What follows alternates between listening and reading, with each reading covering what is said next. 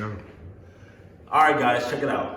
We have all probably heard about the cash flow quadrants, right? The quadrants. But I'm going to bring it to you guys in a way that you have never heard it, okay? I'll make this very simple so that it makes sense, so that you know exactly what and what not to do. All right, let's begin. For those of you guys who don't know, this is the cash flow quadrant, all right?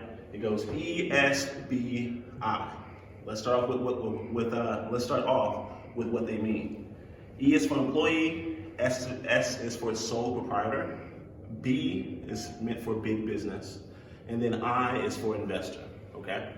So let's kind of put these characters in motion.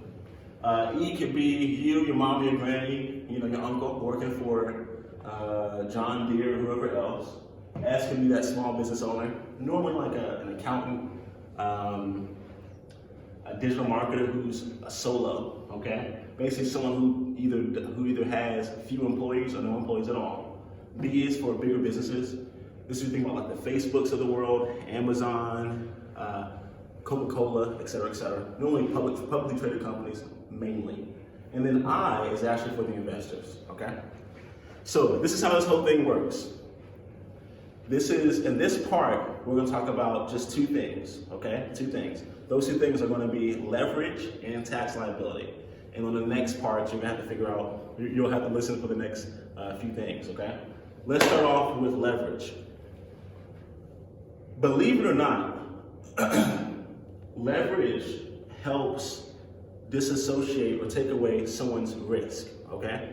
Now, when we dive more into leverage, your average employee has less access to leverage, In other words, if you want to buy a house, an FHA mortgage or conventional mortgage, you, the employee, are typically the individual responsible for that debt. You have a higher amount of risk and a lower amount of leverage.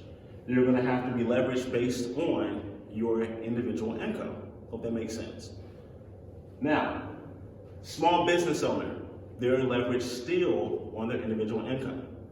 Big business and investor. A big business has more leverage than a small employee or a small business owner. Reason being is that they have more employees and they have more income. Because they have more employees, they're able to have more leverage, okay?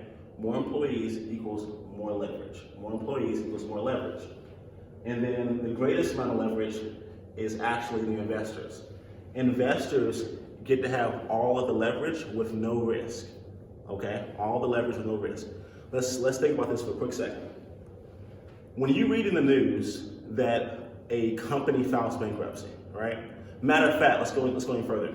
A couple years ago, under former President Obama, Hostess went bankrupt, right? The guys who make Twinkies, they went bankrupt.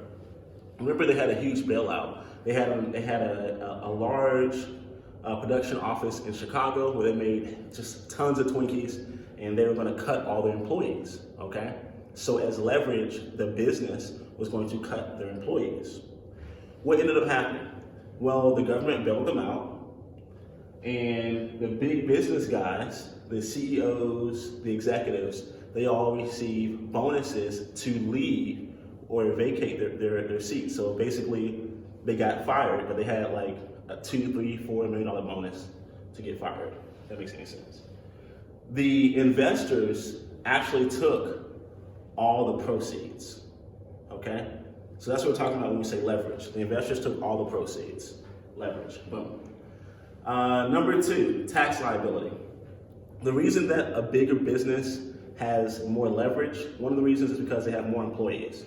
And if you've ever been an employee, a W-2 employee, when you get your paycheck, it says Social Security, says your state's tax, maybe your county tax, God forbid a city tax,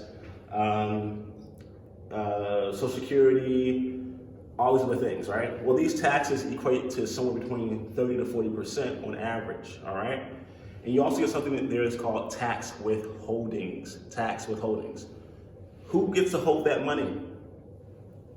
The big business and the investors, all right? Check us out on part 2 to find out why that is.